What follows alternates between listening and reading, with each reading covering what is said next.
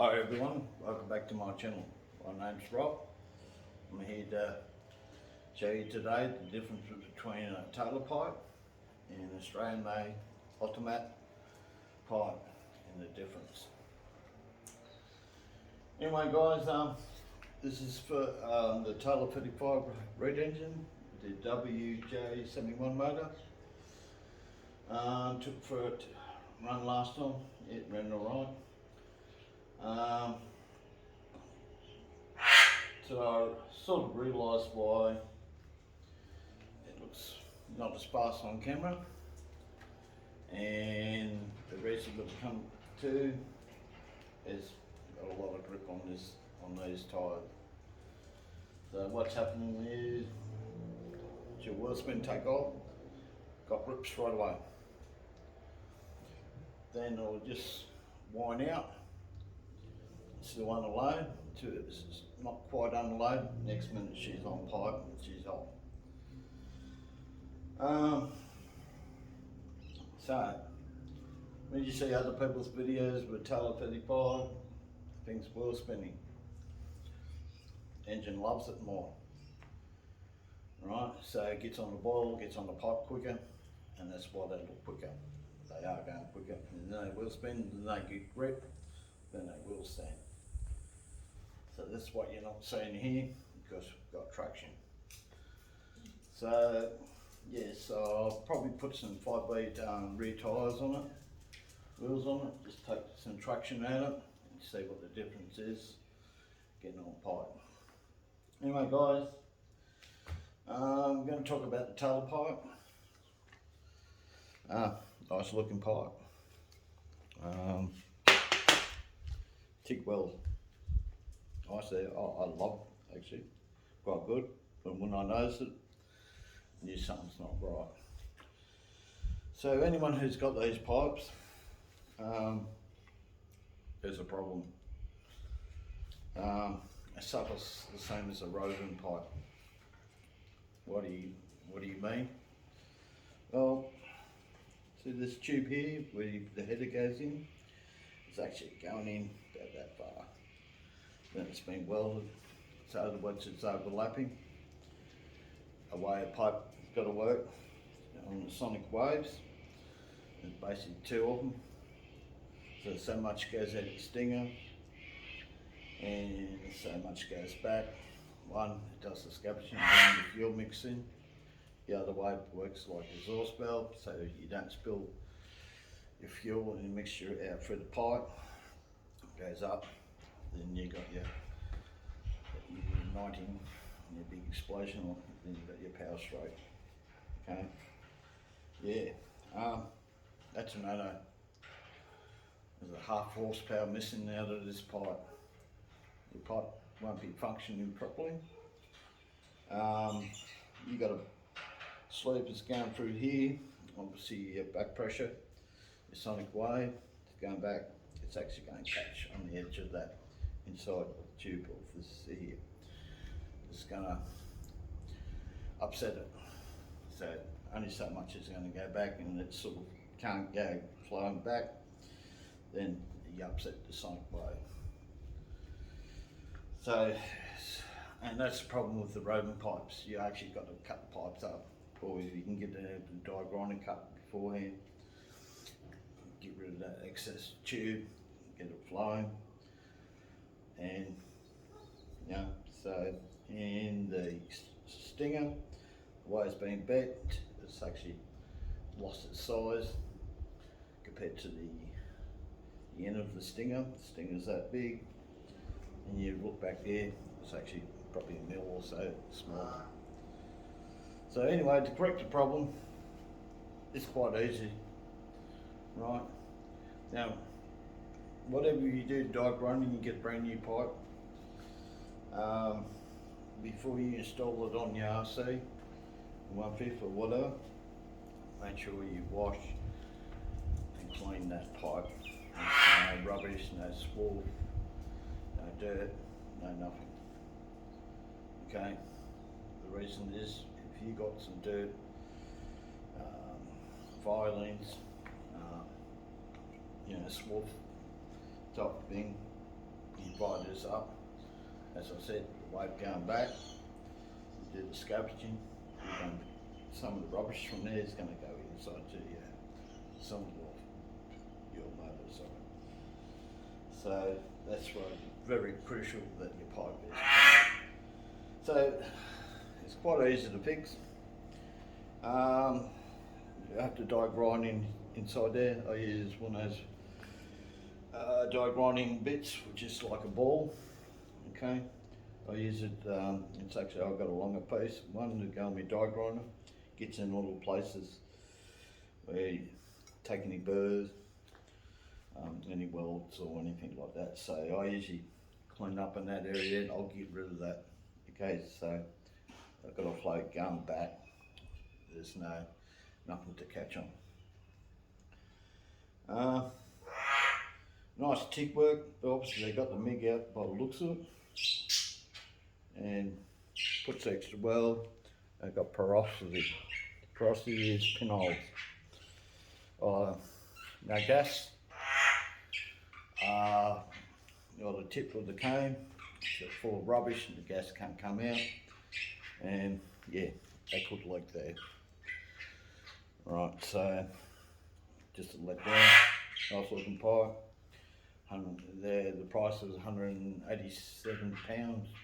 That was reduced to about $360. Anyway, we talk about the header. Header's nice. They're done properly. Flow in there, no wedges. All good. Here on this side, they should have chamfered it on here on the inside, allowed the flow to go back. It's all about flow. Right. For fitting line, pretty loose. My pipes run a tighter clearance in that area there. I would have made this different, because when I make the pipes and start doing, I make sure I've got no welds, no dags, they're all clean up all the way back down, back to the flange on the header for the pipe. So I would have done this different. That piece there would have been a thicker wall tube. I would have machined it so it's got a step on it, and then it'll butt up against the main cone here, weld it, and make sure, I've got no wedges, no nothing. It'll allow it to flow back if you use a die grinder.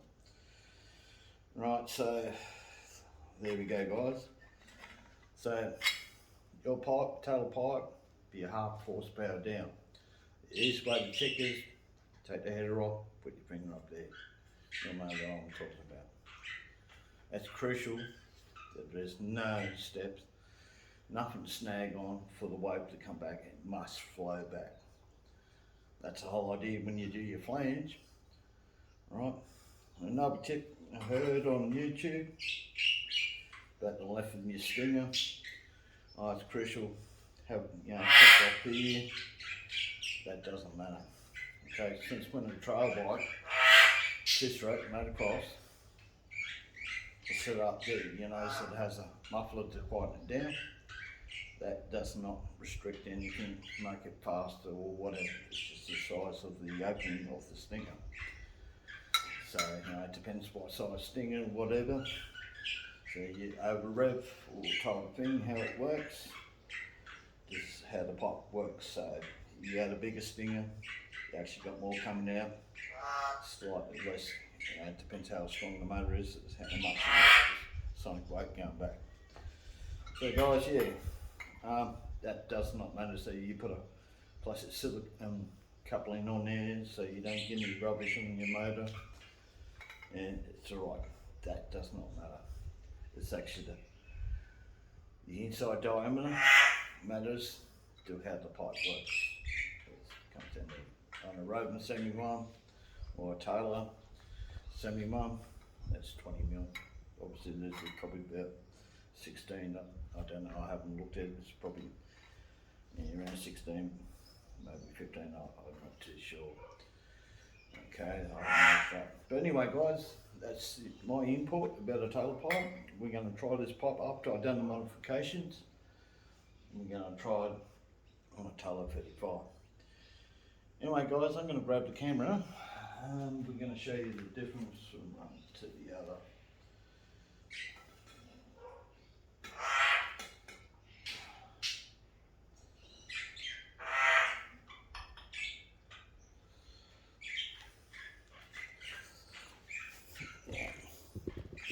Here we go guys. I won't take the phone off the tripod. Yeah, took it off before and upset the camera and I have to do this again. Right, you can see the Olimat pipe. It's made in Australia, which is South Australia. The owner's got pretty well good made pipe. The reasons is, okay, every pipe maker, not every one of them, do make mistakes, and what it comes down to is flow.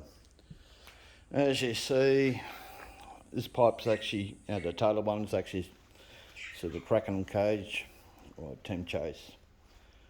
Okay, the stinger on the Olimat is actually bigger diameter, so it's more of an over rev pipe. Yeah, so their header, I'll just quickly show the difference. To me, the Olimat's probably a little bit slightly bigger in the chamber. Their welds are awesome. Okay, so yeah, all right, I'll just take this pipe off here because we don't want this to fall off on the ground. I won't put a dent in it or anything like that. Make more work for myself. Okay, here's the difference with the Olimat pipe to the Taylor. The Olimat tubing is about the same on the first stage, then it goes into a bigger pipe here, and then inside the cylinder, the chamber off the back of the main body of the pipe. Yeah, there's only one thing I do see, I'm not sure, I have to check this here, it doesn't have that problem what the Taylor does. This pipe running into, and I have a next step pipe bigger, there's actually TIG weld running there, but what he should have done on this one is actually chamfer in here. Okay, that's the only thing I could see. It should be addressed before they, TIG weld in that section here, because it all comes down to flow of the sonic waves going back to the cylinder head. Alright guys, so yeah, hope this clears up the difference between the two pipes. This pipe's made, the Olimat is made for 34 cylinders onwards. The Taylor's supposed to be 32 to 36, but we will do a video of this to show the difference from one to the other, and we're just going to put some 5B tyres on the rear with less grip and just see the difference and get on boil. Now I actually, one of the videos I was showing, I had it on the scales, but I didn't tell anyone what the weight of the vehicle was. So your standard 5B, it's under 10 kilos. This comes in at 14, so it's nearly 5 kilos heavier than the standard. Okay, so you just got to watch your weight. Look, I can take some parts out, put carbon pieces in, put a different sashi, one of those Dragon ones they're called. It's got more cutouts and lose the weight. But at this stage, yeah guys, we're just testing the way it is. I'm not putting alloy arms on here or hex lockers in or anything like that. Just add mass weight.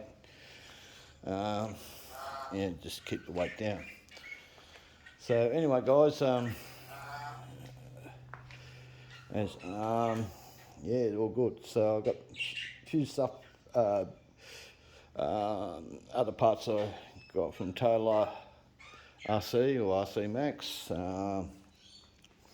These are the BRP type of adapters, your hub adapters. These are steel. You won't break these ones. Okay, they're awesome. I actually run them on two of my barges.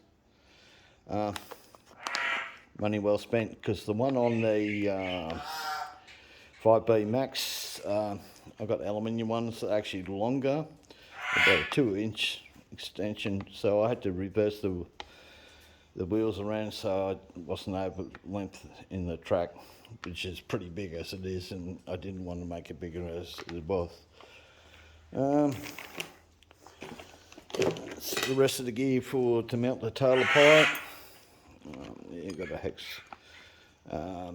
drive to go on the lacer. They're awesome, guys. Beats the barge, normal Rovan one or HPI, because you have to put a plastic retainer on the back, so your brakes, your rotors and that don't slip off. Anyway, got spare uprights, because I'm thinking on a build I might be changing the Max and put the FLM arms on and do it up and just get some weight out of it. The 5B Max was just built for video purpose. Yeah, anyway guys, yeah, new hinge pins. There's another product Taylor makes. As I talked in video, basically I got one of these already. I bet you got everything for a 62mm clutch, so I put on the Rovan 71 engine. These go on a 32cc up to 71 on a Rovan. Gets rid of the heat. Awesome. And it's got the clearance and everything for the 62mm clutch. What I do is got to make a sleeve for the end of the crank where the clutch shoe holder sits on, and do machining on the holder to allow this to work. All good, guys. Hinge pins. I like these ones better than the Kraken. If you notice, the Kraken has like a screw on the end. You actually got to put a washer on, the rest it's going to go through your swing arms. Using the Taylor Racing heavy duty steering wipers. Yeah, I'm surprised it's not a complete kit, because you actually don't get the bottom plate that actually goes in the slashy. And that's the problem with the Rovan. That bottom plate that goes in the slashy, there's that much slop in there. You got to throw it away and use the plastic one. So yeah, a little bit disappointed now. I thought that would have come with that. Anyway, guys, just well, it's not really a quick video, but I ended up buying a whole heap of these sway bar metal setups you can buy. Brought 3 sets. Yeah, usually the set I ordered, you can actually make it into get 2 sets out of 1 set, just the way they are. But anyway, guys, you can make it out of aluminium. It's up to you. So keep a lookout on the next video with the pipe, different tyres, and we'll see how we will go. Right, see you next time, guys. I'm out.